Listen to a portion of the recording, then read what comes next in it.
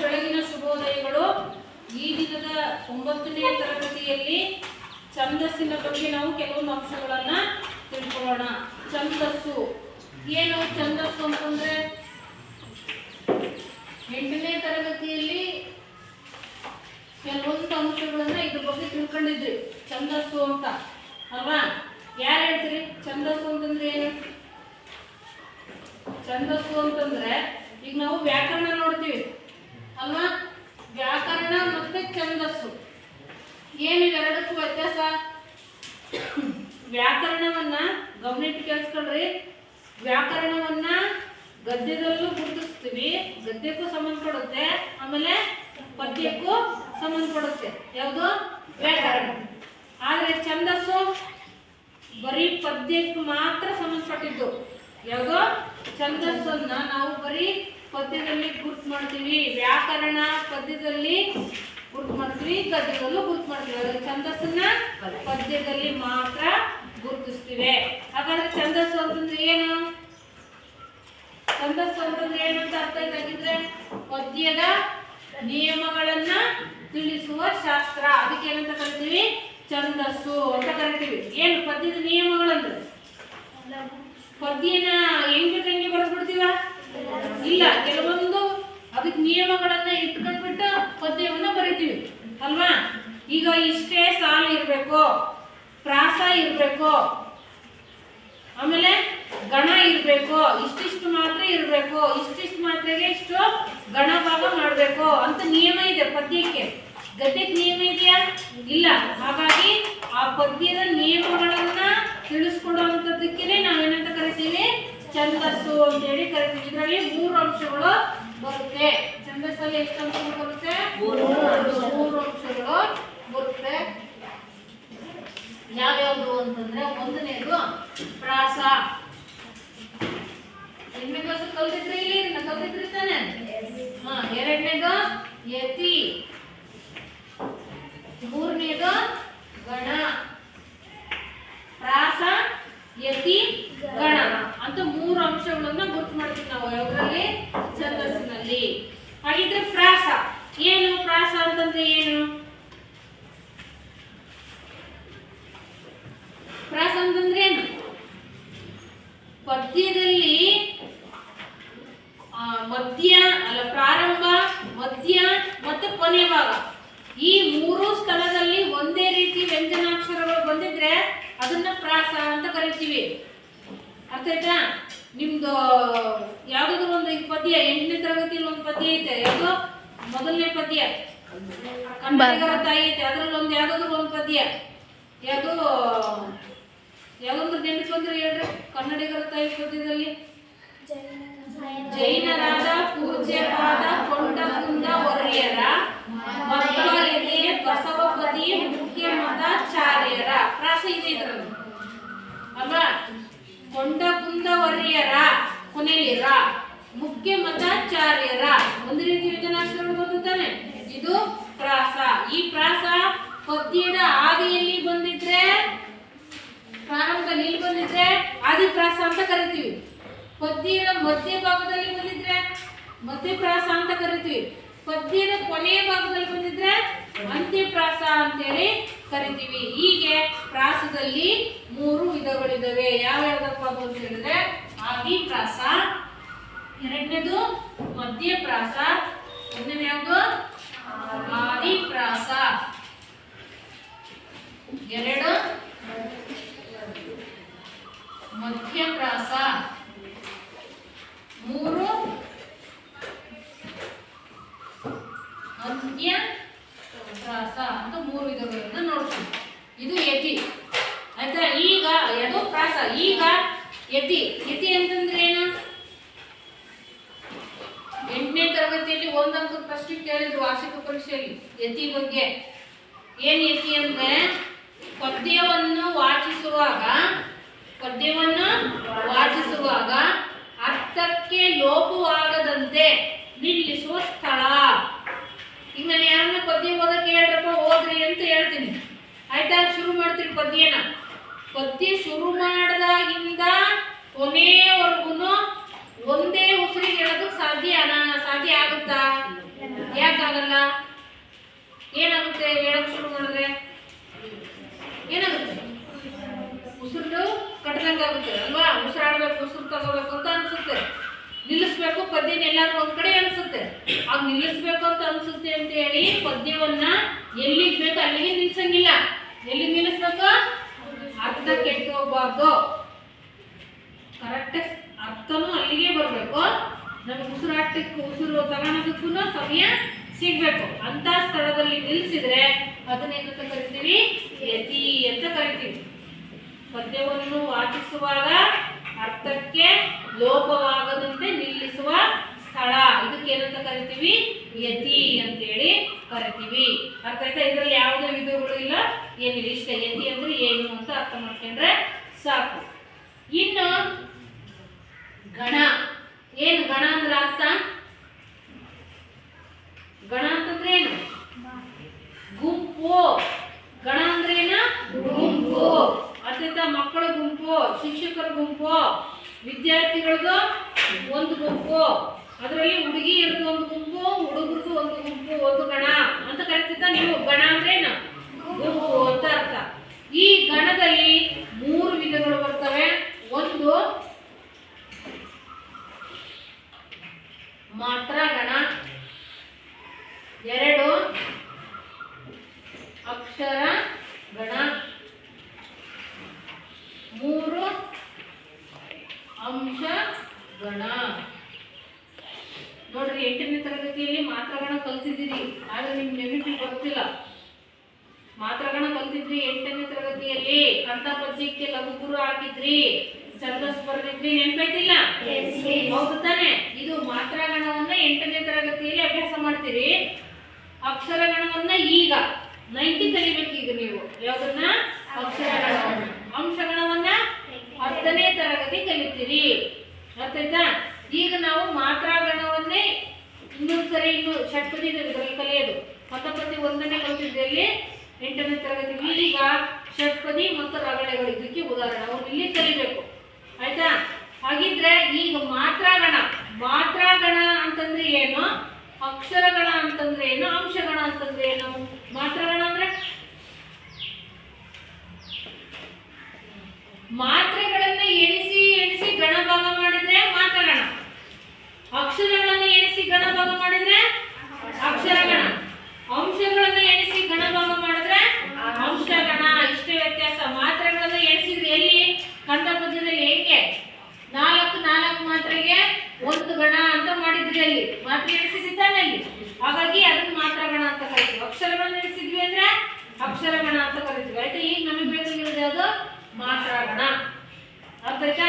ಈಗ ಪ್ರಶ್ನೆ ಮಾತ್ರಗಣದ ಕಲಿಬೇಕು ಅಂತ ಹೇಳಿದ್ರೆ ಮೊದಲು ಮಾತ್ರೆ ಅಂತಂದ್ರೆ ಏನು? ಏನು ಮಾತ್ರೆ ಅಂದ್ರೆ?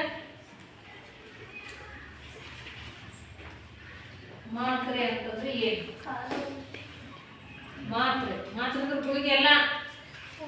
ಮಾತ್ರೆ ಅಂದ್ರೆ ಒಂದು ಅಕ್ಷರವನ್ನು ಉಚ್ಚರಿಸಲು ತೆಗೆದುಕೊಳ್ಳುವ ಕಾಲ ಅಥವಾ ಸಮಯ, ಇದನ್ನೆಂತ ಕರಿತೀವಿ? ಮಾತ್ರೆ ಅಂತೇಳಿ ಕರಿತೀವಿ. ಉದಾಹರಣೆಗೆ ನೋಡಿ,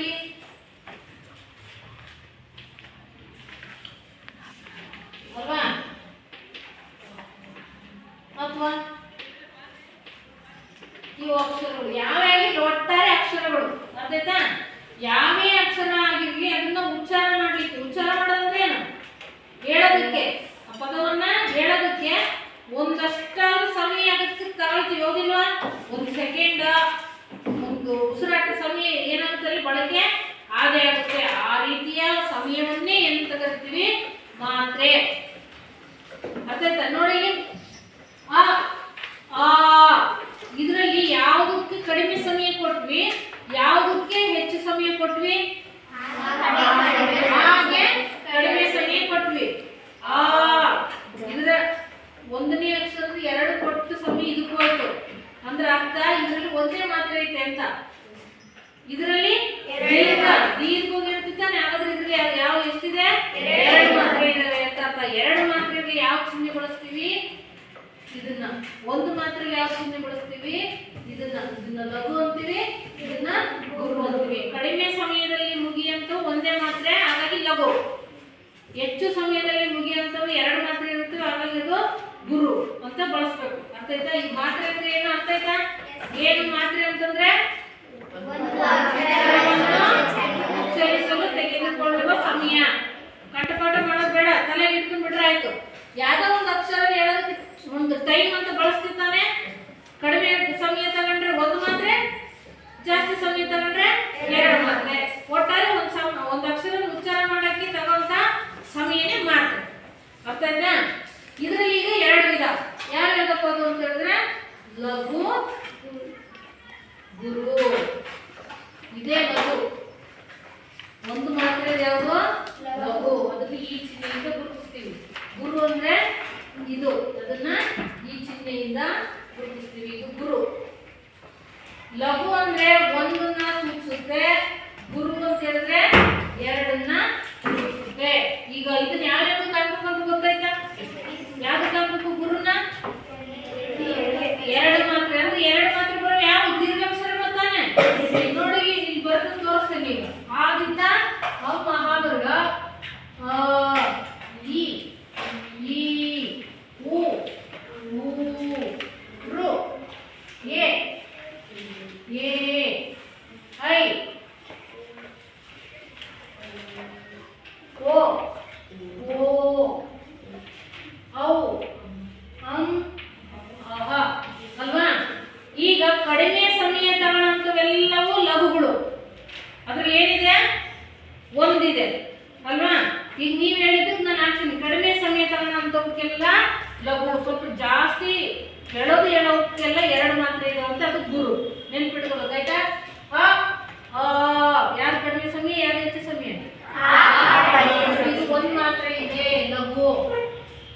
ಇದ್ರ ಎರಡು ಪಟ್ಟಿದನ್ನ ಉಚ್ಚಾರ ಮಾಡಿ ಹೇಳಿದ್ವಿ, ಹೇಳಿದ್ವಿ. ಹಾಗಾಗಿ ಇದರಲ್ಲಿ ಎರಡು ಮಾತ್ರೆ ಇದೆ. ಇದಕ್ಕೇನ ಇದ್ರಲ್ಲಿ ಎರಡು ಹಿಂಗ್ ಬಂತು ಅಂದ್ರೆ ಎರಡು ಅಂತ ಎಣಿಸ್ಕೋಬೇಕು. ಒಂದು ಎರಡು ಅಂತ. ಅರ್ಥ ಆಯ್ತಾ? ಈ ಬೇಗ ಮುಗೀತು. ಲಘು ಈ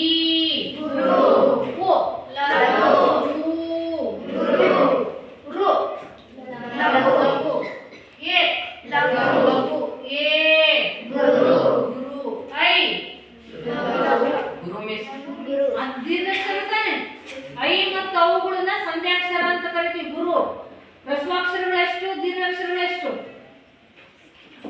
ರಸ್ವಾಕ್ಷರಗಳು 6, ದೀರ್ಘ ಸ್ವರಗಳು 7. 7ರಲ್ಲಿ ಬರ್ತದಾನೆ ಐ ಮತ್ತು ಅವು. ಮತ್ತು ಅವು ದೀರ್ಘ ಸ್ವರಗಳೇ. ಆಯ್ತಾ? ಐ ಗುರು, ಓ ಲಘು, ಓ ಗುರು, ಔ ಗುರು, ಅಂ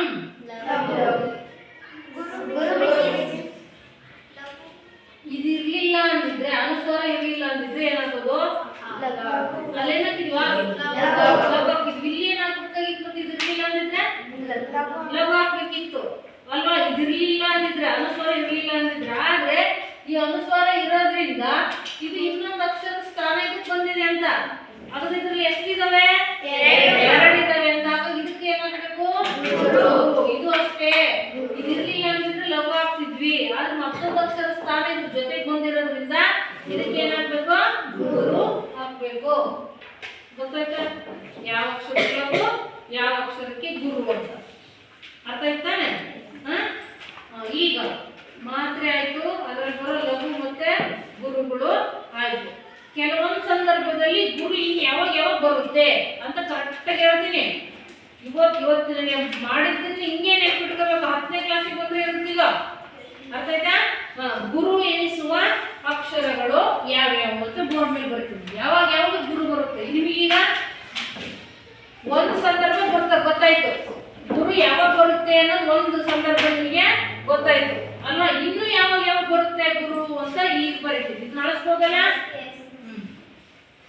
ಒಂದೇ ಗೊತ್ತಿದೆ ನಿಮಗೇನು?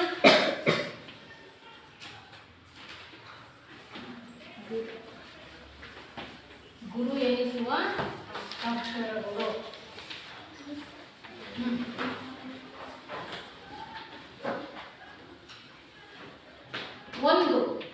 ಒಂದೇ ನಿಮ್ಗೆ ಎಲ್ಲರಿಗೂ ಗೊತ್ತೈತಿ. ಈಗ ಗುರು ಯಾವಾಗ ಹಾಕ್ಬೇಕು ಅಂತ ಗೊತ್ತೈತೆ. ಯಾವಾಗ ಹಾಕ್ಬೇಕು? ದೀರ್ಘಾಕ್ಷರಗಳು ಅಂತ ಕರ್ಕೊಳ್ಬೇಕು. ಅವಕ್ಕೆ ದೀರ್ಘಾಕ್ಷರಗಳು ಎಲ್ಲವಕ್ಕೆ ಎರಡೆರಡೆ ತಾನೆ ಅಲ್ವಾ? ಮತ್ತೆ ಒಂದೇ ಲಕ್ಷಣ ಏನ? ದೀರ್ಘ ಅಕ್ಷರಗಳಿಗೆ ಗುರು. ನೆನ್ಪಿಟ್ಕೋಬೇಕು. ನೋಡ್ಬೇಕು. ದೀರ್ಘ ಅಕ್ಷರಗಳಿಗೆ ಗುರು. ದೀರ್ಘ ಅಕ್ಷರಗಳಿಗೆ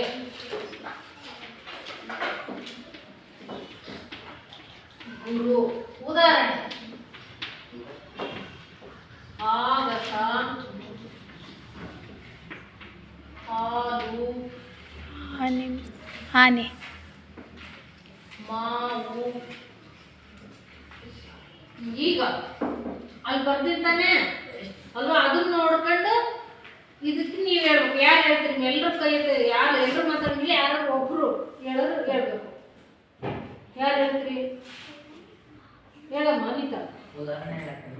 ಉದಾಹರಣೆ ಇದಕ್ಕೆ ಹೇಳ್ಬೇಕಲ್ಲ ಒಬ್ಬರು. ಈಗ ಹಾಕಿದ್ದೀನಿ, ಈಗ ಇಲ್ಲಿ ನೋಡ ಫಯಾಜ್, ನೀನು ಉದಾಹರಣೆ ನೀನು ಕೊಡೋದು ಬೇಡ, ನಾನೇ ಕೊಟ್ಬಿಟ್ಟಿನಿ. ಈಗ ಈ ಆಗಸ ಅನ್ನೋ ಪದದಲ್ಲಿ ಯಾವ್ದು ಗುರು ಯಾವ್ದು ಲಘು ಅಂತ ನೀನು ಹೇಳ್ಬೇಕು. ಹೇಳ್ಬಿಡಣ.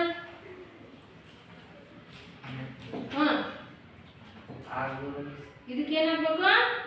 ಯಾಕೆ? ದೀರ್ಘ ಸ್ವರ ಅಲ್ಲ, ಇದು ಎರಡು ಮಾತ್ರ ಇದಾವೆ ಅಂತ ಗೊತ್ತಾಗ್ತಾ ಇದೆ ಅಲ್ವಾ? ಹಾಗಾಗಿ ಇದಕ್ಕೆ ಗುರು. ಇದು ಲಘು. ಗಾ ಇಲ್ಲ, ಗ ಇದೆ. ಸಾ ಇಲ್ಲ, ಸಾ ಇದೆ. ಆ ಗಸ, ಇದನ್ನ ಹೇಳಿದ್ವಿ. ಇವೆರಡು ಎಳೆಲಿಲ್ಲ ಅಲ್ವಾ? ಲಘು ಲಘು. ಇದು ಯಾರು ಹೇಳ್ತೀರಿ? ಸಾನಿಯಾ. ಗುರು. ಯಾಕೆ? ದೀರ್ಘ ಇದೆ. ಹ ಇಲ್ಲ, ಹಾ ಇದೆ. ಗುರು ಹಾಕ್ಬೇಕಾ? ಯಾಕೆ ತಡಿ, ಅವ್ರಿಗೆ ಕೇಳ್ಬಿಡಣ. ಗುರು ಯಾಕೆ ಆಗ್ಬೇಕು ಇದಕ್ಕೆ? ಹಾಲು ಅಂತ ಇಲ್ಲ, ಏನಂತ ಇದೆ? ಹಾಲು. ಏನಾಗ್ಬೇಕು? ಗುರು ಅಲ್ಲ, ಲಘು ಆಗ್ಬೇಕು. ನೋಡಿ, ನೀನೇ ನೋಡು, ಇದು ದೀರ್ಘನ ರಸ್ವನ? ರಸ್ವ ತಾನೆ. ನೋಡಿ, ಹಾಲು ದೀರ್ಘ ಇದ್ದಿದ್ರೆ ಗುರು ಆಗ್ತಿದ್ವಿ, ಆದ್ರೆ ಇದು ದೀರ್ಘ ಇಲ್ಲ, ಲಘು ಆಗ್ಬೇಕು ಇದಕ್ಕೆ. ಅರ್ಥ ಆಯ್ತಾ? ಇದು ಲಘು. ಕೂತ್ಕೋ. ನೆಕ್ಸ್ಟ್ ಮಾವು.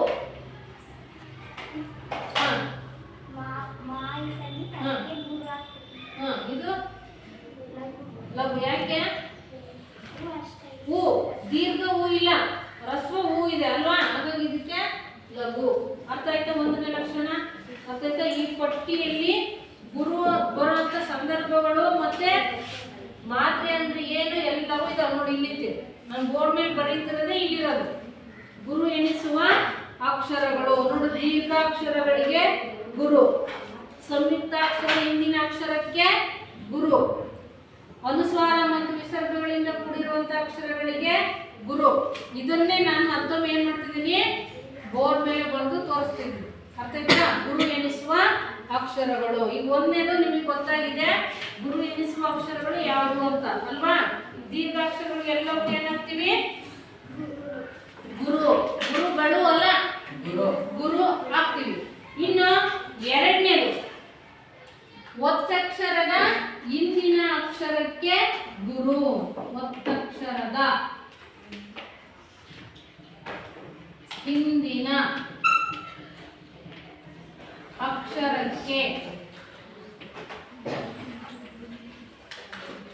ಗುರು. ಏನು ಒತ್ತಕ್ಷರದ ಹಿಂದಿನ ಅಕ್ಷರ? ಬರೀತೀನಿ. ಅಕ್ಷರ, ಅಪ್ಪ, ಸಂಯುಕ್ತ, ಬೇಡ ಈ ಪದ ಬೇಡ, ವಸ್ತ್ರ,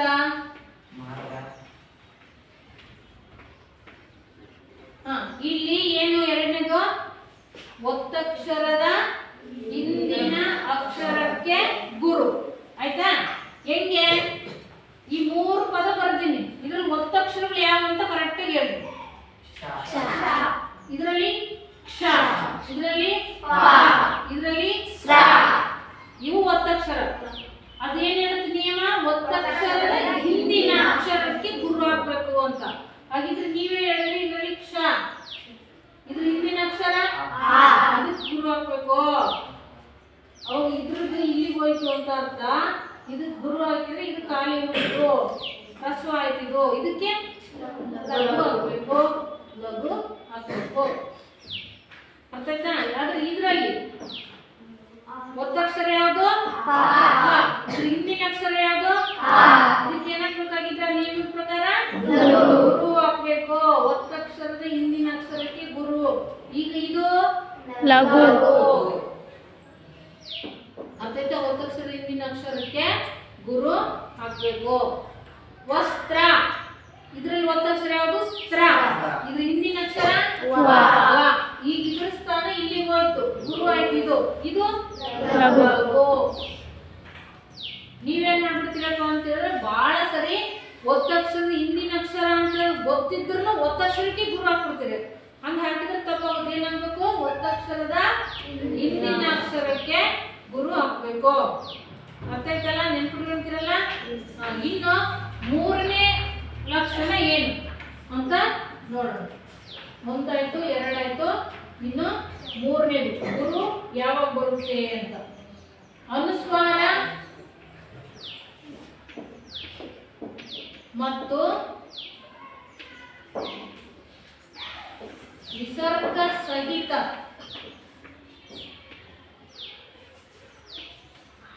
ಅಕ್ಷರಕ್ಕೆ ಗುರು.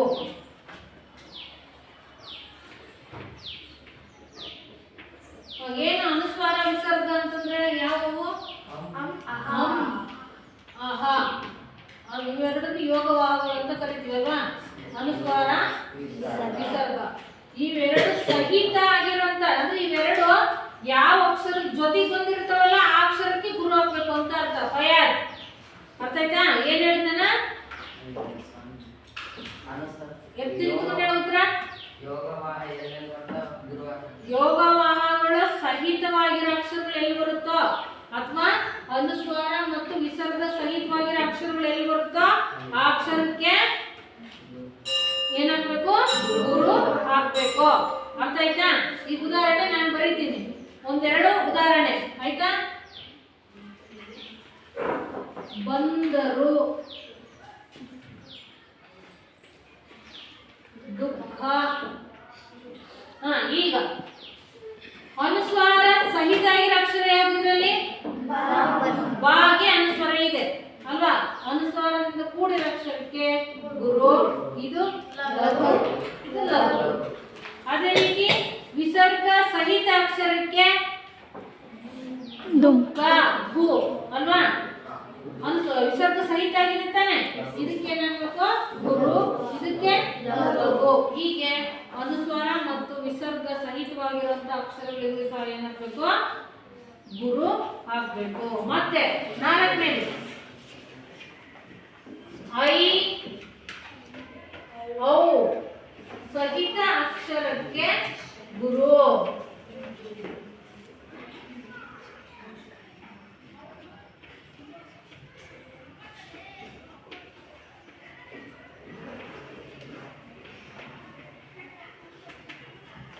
ನಮಗೆ ಅದಕ್ಕೆ ಹೇಳಿದ್ ಆಗ್ಲೇ ಐ ಮತ್ತು ಅವುಗಳು ಗುರುನೇ ಹಾಕಿದೀವಿ ಮೇಲೆ ಅಲ್ವಾ? ಅವುಗಳು ಸಹಿತ ಆಗಿರೋಂಥ ಅಕ್ಷರಗಳು ಬಂದ್ರೆ ಅವಕ್ಕೆ ಏನಾಗಬೇಕು? ಗುರುನೇ ಹಾಕ್ಬೇಕು. ಉದಾಹರಣೆ ಔಷಧಿ, ಆಮೇಲೆ ಏಕೈಕ. ಇದಕ್ಕೆ ಏನಾಗಬೇಕಾಗಿದ್ರೆ ಗುರು ಹಾಕ್ಬೇಕು. ಇದು ಲಘು, ಲಘು. ಇದಕ್ಕೆ ಏನಾಗಬೇಕು? ಬೇಗ ಹೇಳ್ಬೇಕು. ಲಘು. ಇದಕ್ಕೆ ಏನಾಗಬೇಕು? ಲಘು. ಗುರು ಹಾಕ್ಬೇಕು. ಯಾಕೆ ಹೇಳ? ದೀರ್ಘ ತಾನೆ. ಇದು ಐ ಸಹಿತ ಆಗಿದೆ.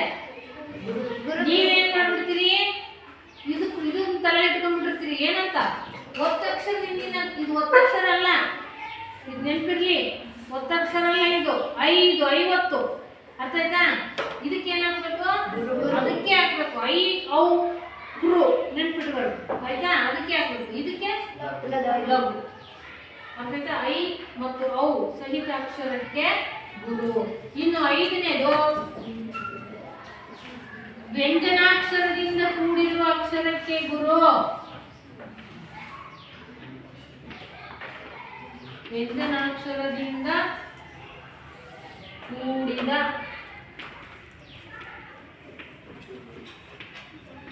ಅಕ್ಷರಕ್ಕೆ ಗುರು. ಏನು ವ್ಯಂಜನಾಕ್ಷರದಿಂದ ಕೂಡಿರೋ ಅಕ್ಷರ ಅಂತಂದ್ರೆ ಅರ್ಧ ವ್ಯಂಜನಾಕ್ಷರ ಅಂತೀರಿ ನೀವು ಅಲ್ವಾ. ಳ ರ ನ ನೋಡಿ ಈ ಅಕ್ಷರ ಹೆಂಗಾಗಿರೋದು ಳ ಪ್ಲಸ್ ಆ ಳ. ಇವು ಅರ್ಧ ಮಾತ್ರ ಇಲ್ಲ, ನಮಗೆ ಅರ್ಧ ಮಾತ್ರ ಕಲ್ಸ್ಕೊಟ್ಟಿದಾರ ಇಲ್ಲ. ಒಂದು ಮಾತ್ರ ಗೊತ್ತಿದೆ, ಎರಡು ಮಾತ್ರ ಗೊತ್ತಿದೆ. ಇದಕ್ಕೆ ಏನಂತ ಹಾಕ್ಬೇಕು? ಅರ್ಧ ಅರ್ಧ ಮಾತ್ರ. ಇದು ಎಲ್ಲಿದೆ ಅರ್ಧ ಮಾತ್ರ ಗುರ್ತಿದೆಯಾ? ಇಲ್ಲ. ಗುರು ಗೊತ್ತಿದೆ ನಮಗೆ, ಎಲ್ಲವೂ ಗೊತ್ತಿದೆ, ಅರ್ಧ ಮಾತ್ರ ಇಲ್ಲ. ಹಾಗಾಗಿ ಏನ್ ಮಾಡ್ಬೇಕು? ಈ ರೀತಿ ಅಕ್ಷರಗಳು ಬಂದಾಗ ಮತ್ತೆ ಅದೇ ಇಲ್ಲ. ಆಯ್ತಾ? ಏನ್ ಮಾಡ್ಬೇಕು ಅಂತ ಇಲ್ಲಿ ಹೇಳಿದ್ರು. ಉದಾಹರಣೆ,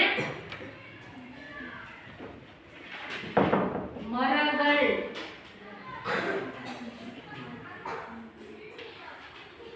ಬಂದರ್, ಈ ರೀತಿ ಬಂದಾಗ ಗುರು ಲಘು ಹೆಂಗ ಹಾಕ್ತಿರ ನೀವು? ಇದಕ್ಕೇನಂತ ಇದಕ್ಕೆ ಇದಕ್ಕೊಂದಕ್ಕೆ ಮಾತ್ರ ಹಾಕಕ್ ಬರದೇ ಕಾರಣ ಏನ್ ಮಾಡ್ಬೇಕಪ್ಪ ಅಂದ್ರೆ ಇದಕ್ಕೂ ಮತ್ತೆ ಇದಕ್ಕೂ ಸೇರಿಸಿ ಏನ್ ಮಾಡ್ಬೇಕು? ಒಂದು ಗುರು ಹಾಕ್ಬೇಕು. ನೆನ್ಪಿಟ್ಕೋಬೇಕು ಅಂತ ಕೇಳ್ತೀನಿ ಪ್ರಶ್ನೆಗಳನ್ನ. ತಯಾರ್? ಅರ್ಥ ಆಯ್ತಾ?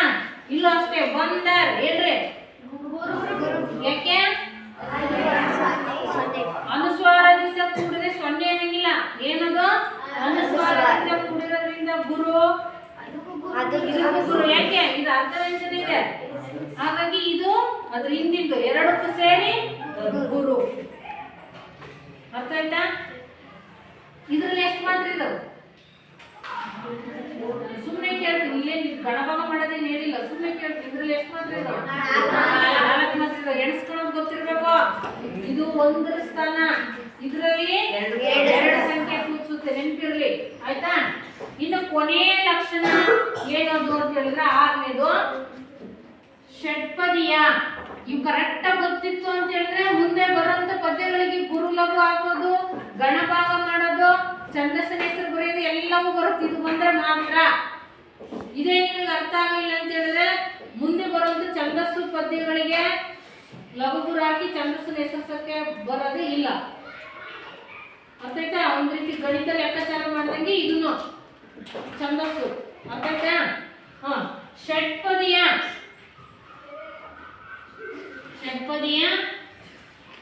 3 ಮತ್ತು 6ನೇ ಸಾಲಿನ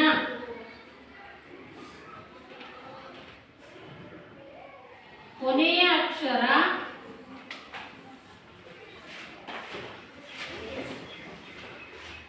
ಗುರು. ಹೆಂಗೆ? ಷಟ್ಪದಿ ಅಂದ್ರೆ ಎಷ್ಟು ಸಾಲಿನ ಇರುತ್ತಪ್ಪ ಅಂತಂದ್ರೆ ಅದು 6 ಸಾಲಿನ ಪದ್ಯ. ಯಾವುದು? ಷಟ್ಪದಿ 6 ಸಾಲಿನ ಪದ್ಯ. ಹೆಂಗಿರುತ್ತೆ ಅದು? ಬರೀತು ಸುಮ್ಮನೆ. 1ನೇ ಸಾಲು, 2ನೇ ಸಾಲು, 3ನೇ ಸಾಲು. ಆಯ್ತಾ? ಆಮೇಲೆ 4ನೇ ಸಾಲು, 5ನೇ ಸಾಲು, 6ನೇ ಸಾಲು. ನೋಡ್ರಿ ಇಲ್ಲಿ ಏನ್ ವ್ಯತ್ಯಾಸ? ಇದು 6 ಸಾಲಿನ ಪದ್ಯ ಅಂತ ಅನ್ಕೊಳ್ಳೋಣ ನಾವು. ಆಯ್ತಾ? ಇಲ್ಲಿ ಏನ್ ಹೇಳಿದ್ದಾರೆ? ಷಟ್ಪದಿಯ 3 ಮತ್ತು 6ನೇ ಸಾಲಿನ ಕೊನೆಯ ಅಕ್ಷರ ಗುರು ಆಗ್ಬೇಕು ಅಂತ ಹೇಳಿದ್ದಾರೆ. ಆಯ್ತಾ? ಹೆಂಗೆ? 3ನೇ ಸಾಲಿನ ಕೊನೆಯ ಅಕ್ಷರ, 6ನೇ ಸಾಲಿನ ಕೊನೆಯ ಅಕ್ಷರ. ಒಂದ್ ವೇಳೆ ಅದು ಲಘು ಬಂದ್ರೂ ಗುರುನೇ ಮಾಡ್ಬೇಕು. ಗುರು ಬಂದಿದ್ರೆ ಗುರು ಸರಿ. ಒಂದ್ ವೇಳೆ ಕೊನೆಯ ಅಕ್ಷರ ಲಘು ಬಂದ್ಬಿಟ್ಟಿದ್ರೆ ಗುರು ಆಗ್ಬೇಕು. ಯಾಕೆ? ಛಂದಸ್ಸು ನಿಯಮನೇ ಹೇಳುತ್ತೆ ಷಟ್ಪದಿಯ 3 ಮತ್ತು 6ನೇ ಸಾಲಿನ ಕೊನೆಯ ಅಕ್ಷರನ ಗುರು ಮಾಡಬೇಕು ಅಂತ. ಅರ್ಥ ಆಯ್ತಾ? ಹಾಗಾಗಿ ಅದನ್ನ ಗುರು ಮಾಡಬೇಕು. ನೆನಪಿರಲಿ, ಷಟ್ಪದಿಯ 3 ಮತ್ತು 6ನೇ ಸಾಲಿನ ಕೊನೆಯ ಅಕ್ಷರ ಗುರು ಆಗುತ್ತೆ. ಇಷ್ಟು ಗುರು ಎನಿಸುವ ಅಕ್ಷರಗಳು. ನೀವು ಕರೆಕ್ಟಾಗಿ ಕಲಿತು ಬಂದ್ರಿ ಅಂದ್ರೆ ಮುಂದೆ ಮಾಡೋವಂಥವೆಲ್ಲವೂ ಅರ್ಥ ಆಗ್ತವೆ. ಅರ್ಥ ಆಯ್ತಾ? ಇಷ್ಟ ಆಯ್ತು ಗುರು ಅನ್ನಿಸುವಂತ ಅಕ್ಷರಗಳು. ಈಗ ಆ ಮಾತ್ರಾಗಣ ಆಧಾರಿತ ಛಂದಸ್ಸುಗಳು ಯಾವ್ಯಾವುದು ಅಂತ ನೋಡೋಣ. ಮಾತ್ರೆ ಅರ್ಥ ಆಯ್ತಾ? ಮಾತ್ರೆಯಲ್ಲಿ ಎಷ್ಟು ವಿಧ? ಮಾತ್ರೆಗಳಲ್ಲಿ ಎಷ್ಟು ವಿಧ? 2 ವಿಧ, ಲಘು ಮತ್ತೆ ಗುರು. ಲಘು ಅಂದ್ರೆ ಒಂದೊಂದು ಸೂಚಿಸುತ್ತೆ, ರಸ್ವಾಕ್ಷರಗಳು ಎಲ್ಲಕ್ಕೂ ಲಘು ಅಂತ ಕರಿತೀವಿ. ಒಂದು ಮಾತ್ರ ರಸ್ವಾಕ್ಷರ ಅಂದ್ರೆ ಏನು? ಮತ್ತೆ ಒಂದು ಮಾತ್ರ ಕಾಲದಲ್ಲಿ ಉಚ್ಚರಿಸುವ ಅಕ್ಷರಗಳಿಗೆ ರಸ್ವ ಸ್ವರಗಳು ಅಂತ ಕರಿತೀವಿ ಅಂತ ವರ್ಣಮಾಲೆ ಕಲ್ತಿಲ್ವಾ? ಮತ್ತೆ ಎಲ್ಲಾ ರಸ್ವ ಸ್ವರಗಳೇ ಲಘುಗಳು. ಯಾಕೆಂದ್ರೆ ಅವು ಬೇಗ ಸಮಯ ಕಡಿಮೆ ಅವಕ್ಕೆಲ್ಲ. ದೀರ್ಘ ಸ್ವರಗಳಂದ್ರೆ 2ಕ್ಕಿಂತ ಹೆಚ್ಚು ಮಾತ್ರ ಕಾಲದಲ್ಲಿ ಉಚ್ಚರಿಸುವ ಅಕ್ಷರಗಳಿಗೆ ದೀರ್ಘ ಸ್ವರಗಳು ಅಂತ ಕರಿತೀವಿ. ಅವಕ್ಕೆಲ್ಲನ ಗುರು. ಅರ್ಥಾತ್ 2 ಮಾತ್ರೆಯನ್ನ ಸೂಚಿಸ್ತವೆ. ಅರ್ಥ ಆಯ್ತು? ಅಳಿಸ್ಬೋದ? ಈಗ ಮಾತ್ರಗಣ ಆಧಾರಿತ ಛಂದಸ್ಸುಗಳು ಯಾವುದು? ಮಾತ್ರಗಣ ಆಧಾರಿತ ಛಂದಸ್ಸು